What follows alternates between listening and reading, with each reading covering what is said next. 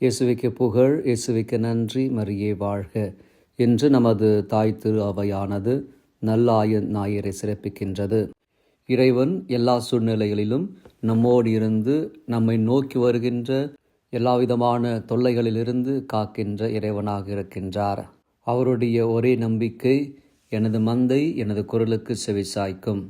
நாம் அவருடைய குரலுக்கு செவிசாய்த்து அவரை பின்தொடர்கிறோமா? நான் எல்லாவற்றையும் செய்கிறேன், ஆனாலும் கஷ்டங்கள் என் வாழ்க்கையில் நீங்கியது கிடையாது என்று நாம் வருத்தப்படலாம். ஆண்டவருடைய குரலுக்கு செவிசாய்ப்பது என்பது ஏதோ ஒரு கணம் மட்டுமல்ல, சதா காலமும் அவருடைய குரலுக்கு செவிசாய்க்க வேண்டும். அப்படி தவறுகின்ற பொழுது காணாமல் போன அந்த ஒரு ஆட்டை போல நாமும் வழி தவறி கஷ்டங்களுக்கும் துன்பங்களுக்கும் ஆளாக நேரிடும்.